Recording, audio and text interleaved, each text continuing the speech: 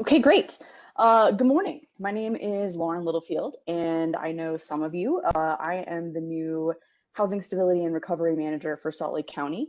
And what that means is I am managing our emergency rental assistance program for Salt Lake County in partnership with the state of Utah, Utah Community Action, and Salt Lake City. So this info session is to talk about a community grant program that Salt Lake County is offering. So we will dive right into that. Let me share my screen here.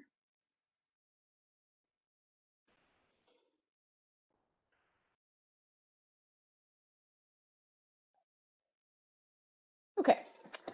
So as you all might have heard, the rental assistance program was announced as part of the second coronavirus relief package passed in December of 2020. Well, just quick agenda of what we're going to do. So we're going to do a really quick overview of the emergency rental assistance program. There's a lot of information, or there's going to be a lot more information out there about that. So I apologize if you have questions about it that I can't answer. I can get back to you about those. What we are going to go through is some frequently asked questions about the emergency rental assistance community grant program that Salt Lake County has started.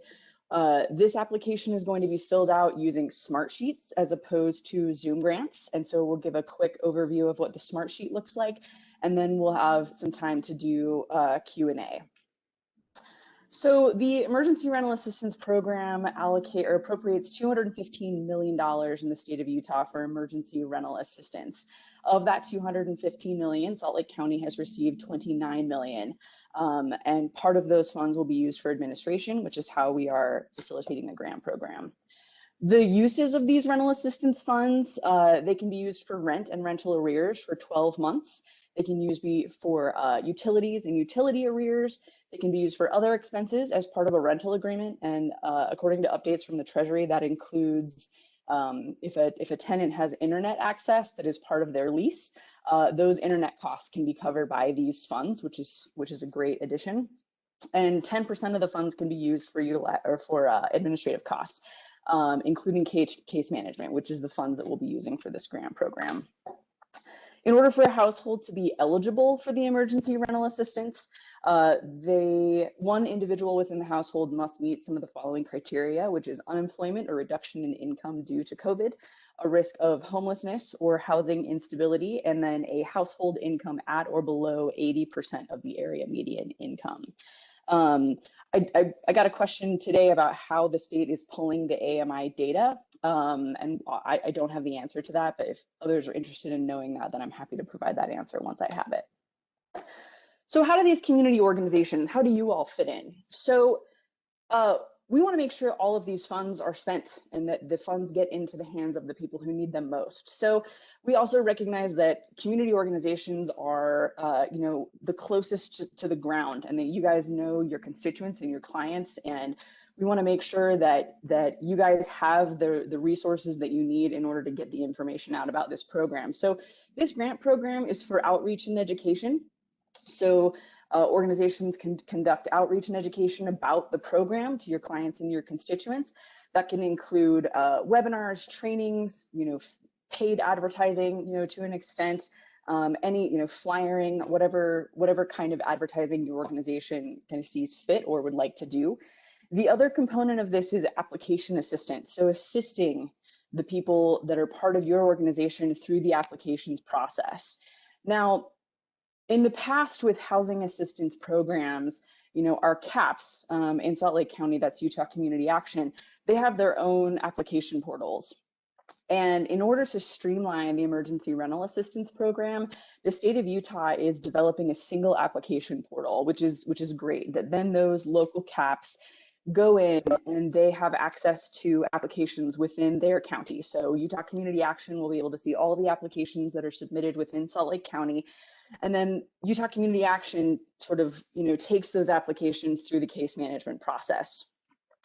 It can become quite cumbersome, as some of you might know. There's some required documentation that we can walk through that is necessary before an applicant can submit their application. So the application assistance component of this is really you guys working with your, with the communities and the people who are in your communities who need this assistance to get those required documents before the application is submitted. That way, once the application is in the portal, it's a streamlined process and we can try and get people the rental assistance they need as quickly as they need it. So in order for your organization to be eligible to apply for this grant, you need to be based in Salt Lake County. You need to serve Salt Lake County residents. You need to be registered as a nonprofit in the state of Utah. You do not have to be a registered 501c3 or 501c6. That is not a requirement for this grant. And be active and involved in one of the communities listed below, which encompasses everyone, anyone who might be experiencing housing instability. So what can these funds be used for? These funds can be used for staffing. If you and your organization already provide education and outreach about emergency rental assistance, then these, and you plan to continue to do that, then these funds can replace or can help bolster that % of staff time that you're spending on this. It can be for new staff to really increase and ramp up that education, outreach, and application assistance. It's important to note that these funds are not eligible for indirect costs. There could be funding available for those expenses. So if your organization is looking at bringing on a staff member or additional staff members and you'd like those indirect costs covered, shoot me an email. My email is littlefield. I think you all received my email this morning, littlefield@slco.org.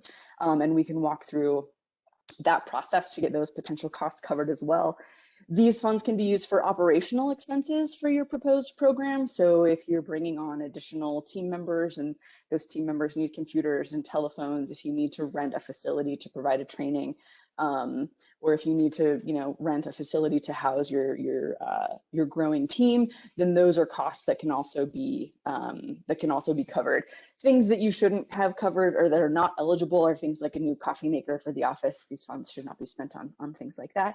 And then obviously these funds can be used for outreach, education, and application efforts as described above. So if you'd like to run Facebook ads, if you'd like to run some YouTube ads, whatever your budget looks like, these funds can be spent on those things as well.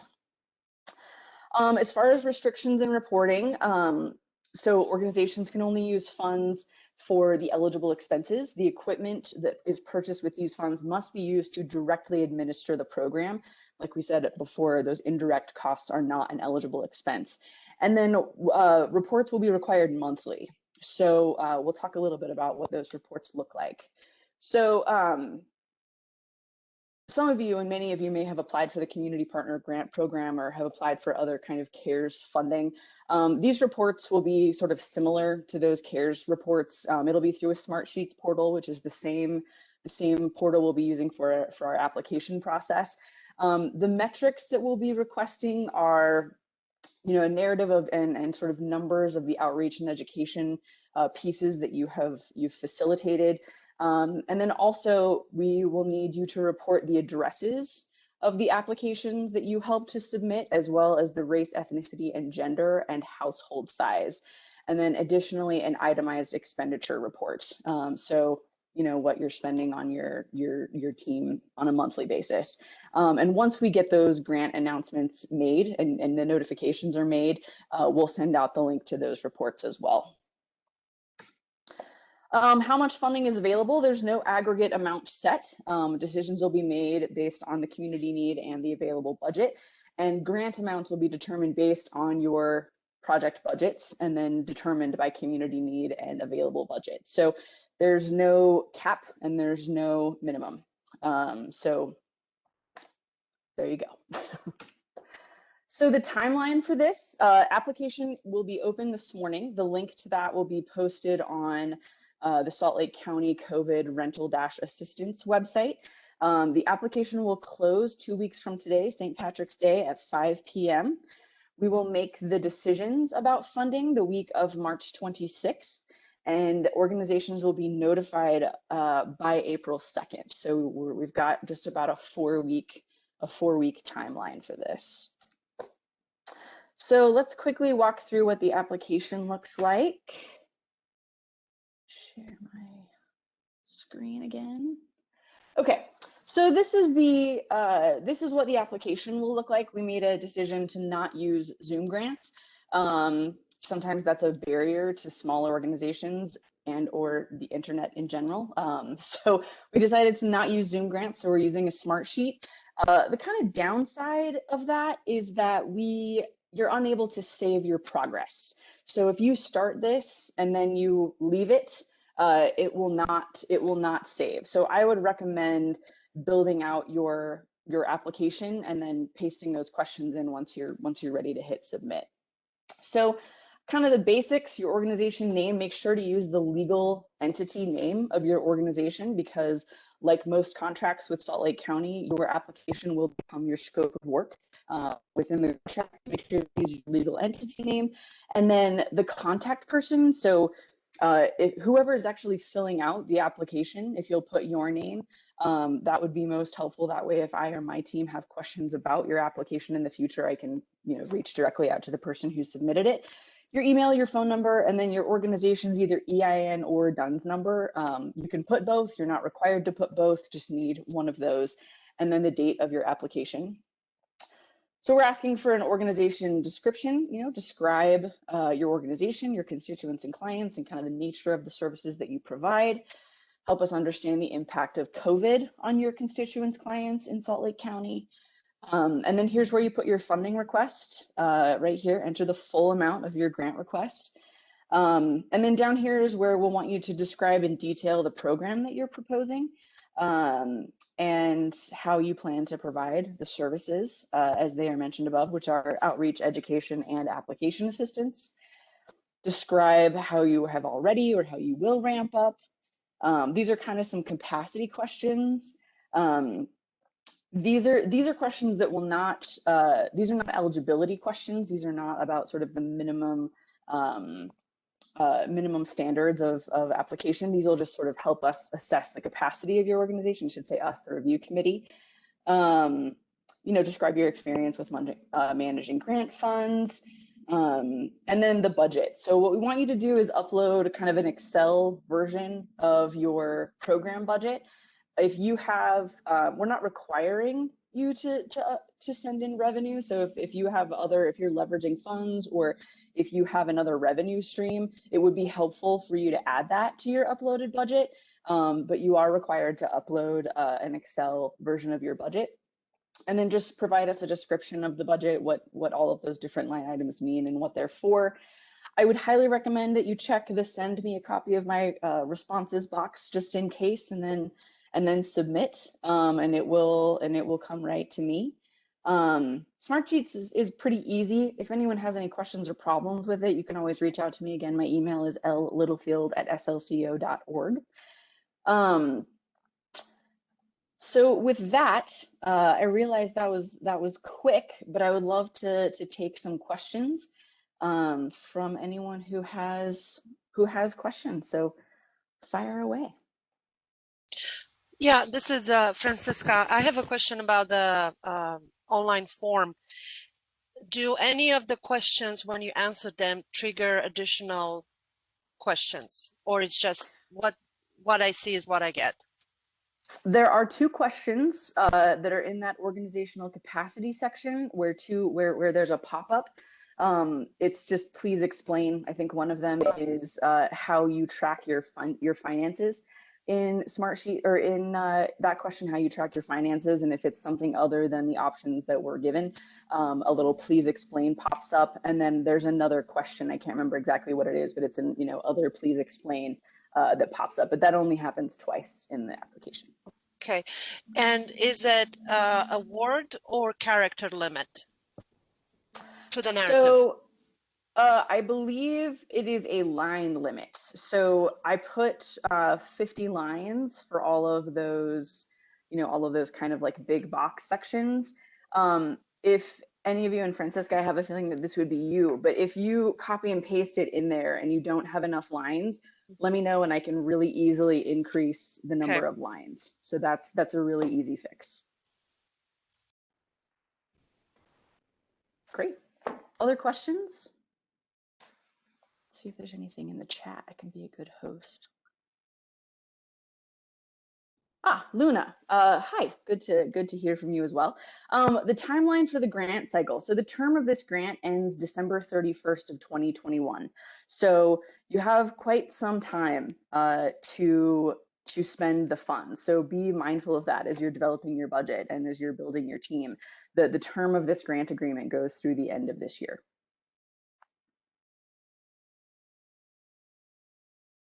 Does no indirect costs mean that we cannot use 10% of the cost for the total budget? Okay, so thank you for that question, Kendall. That is a good question. So the 10% of the funds is all of the funds that are part of this grant.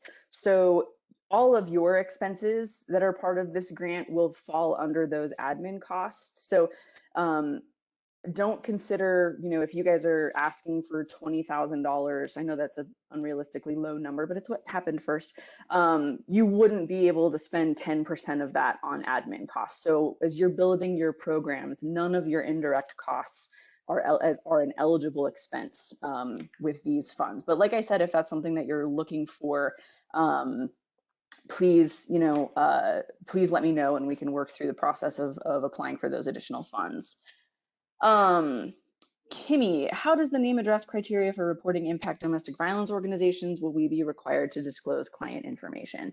So there is a typo, I believe, on the website that says you have to report name, and that is inaccurate. So we will make sure that goes away immediately. We do need to have the address, and the reason for that is for our own reporting purposes, to be able to see kind of the actual, an obvious metric of the work that you guys are doing. So we just need to be able to verify that that address is an actual address and that that applicant actually submitted an application and likely received that assistance. So there is no names required, but we do need the addresses. I hope that's helpful. Next question, what costs included in indirect costs? Examples would be great. So let me quickly see what I can find here for an example. So indirect costs seem to be most commonly known as NICRA. And some of those examples would be, let's see. So things like fringe benefits, travel,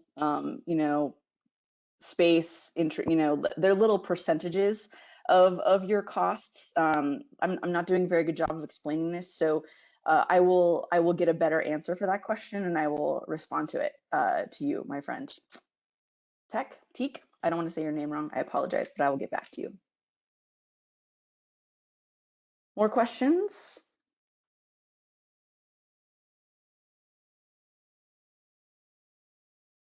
You guys are a quiet bunch. I'm gonna take this as a good sign.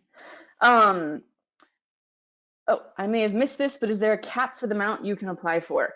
No, there is not a cap for the amount that you can apply for. So you can apply for, whatever size program is realistic for you to get set up. So hopefully that's a helpful, non-helpful answer. Can the funds be used to pay eviction arrears? So the emergency rental assistance funds, yes, can be used for that. So anyone you encounter who might be in that situation, they would be eligible to receive these emergency rental assistance funds. I hope that answers the question.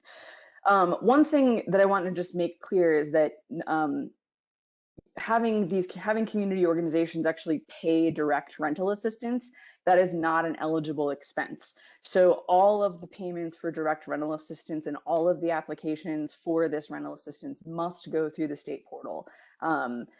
That's just the best kind of streamlined process. I can talk a little bit about how the online portal works, just to help give you a little bit of a better idea of how your program might function. Let me go ahead and share. Let's see. Let's see here. Sorry about that, guys.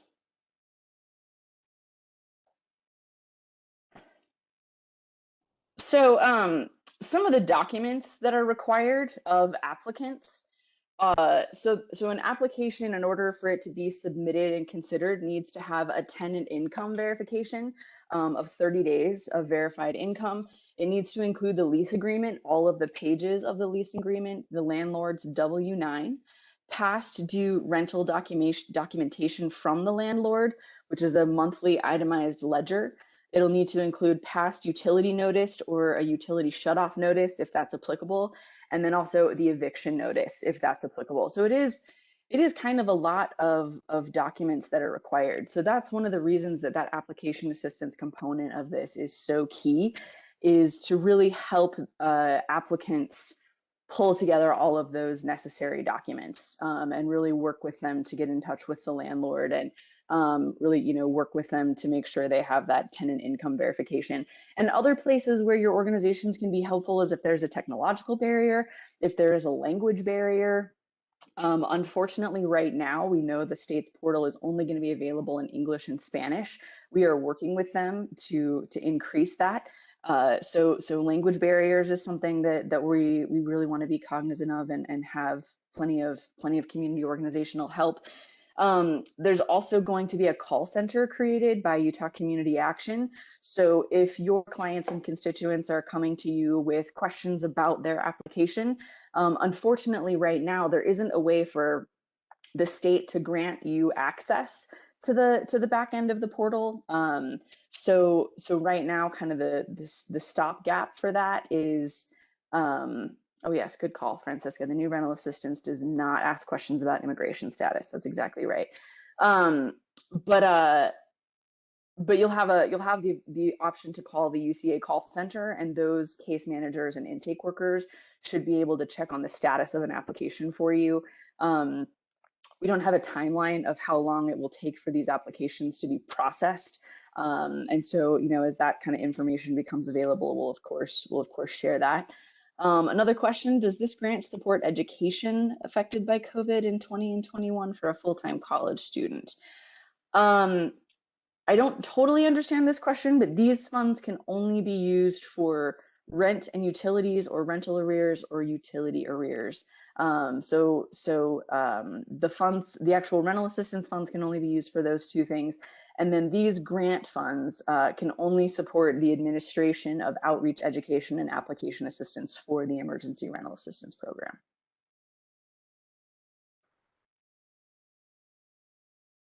And also, again, some of you I was able to work with the Community Partner Grant Program, which was wonderful. And I'm happy to kind of help answer questions you might have about the way you put your program together, questions about reporting, et cetera. I'm happy to answer those questions through email, or you're welcome to call my office line, which I will post here, which is 385-468-4944. Let me just throw that up.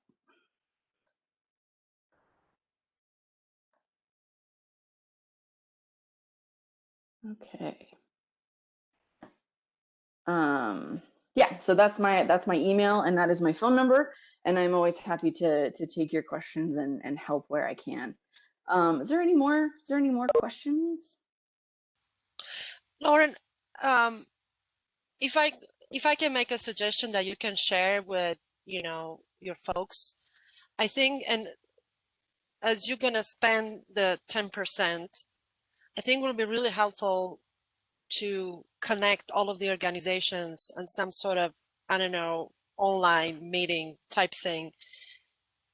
Because the Utah Housing Coalition, a lot of the people who are going to receive funds, they are members, and we just want to make sure we communicate with everybody, so we're not going to overlap the work.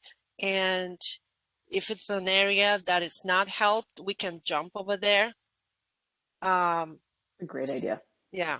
So, and I think I'm going to share that with the state too, because I know it's a lot of collaboration among all of the counties and the state and Salt Lake City. So I think that would be really, really helpful, so everybody stays connected.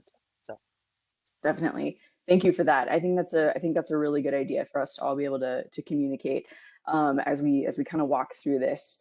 One other thing I wanted to just mention is once the portal itself is going to launch and open on March 15th. the state sent out a press release on Monday noting that they were going to pause any sort of housing assistance program applications for the next 2 weeks. So starting on Monday, and then those applications will reopen on Monday, March 15th through the new portal. So by the time we get this grant, we get your notifications out the door and we get you your funding, this will have already started. And so if you, once you're notified, if you already have kind of your programs ready to go, this is going to be it's going to be a heavy lift. It's going to be pretty congested at the beginning, I would assume. And so anything we can do to help sort of get you ramped and we'll be as communicative as possible on our end to grantees about, when funding can be expected and contracting and all of that business as well. Any other questions or comments or anything along those lines? Is there anything in the chat? Oh, so I've got another question. So please explain the 10% that has been mentioned a few times. I don't recall hearing about it today. Okay, so thank you, Parker, for that question. So the 10% is an allocation from the federal treasury. So Salt Lake County, for example, was allocated $29 million for rental assistance. And of that, we, Salt Lake County, are allowed to spend 10% of that on administration costs. And so that 10% is how we are facilitating this grant program. So the 10% doesn't really affect you guys in your program budgets. I just want to make sure it's noted that your funds are not, 10% of your program budget is not eligible for administrative expenses. Your entire budget is administrative expenses. I hope that helps. Lauren, I have a question. Sure. Sorry. Right at the beginning of this, I had to grab another computer, at which point the 2 minutes had gone by. Is this going to be recorded, this webinar? Yes, this meeting has been recorded. I apologize. You cut out for a lot of your question, but I hope that was the meat of it. Okay. And to answer your follow-up question, Parker, no, that does not mean that we have a max of 2.9 million to award. I see what you did there, and I'm very impressed.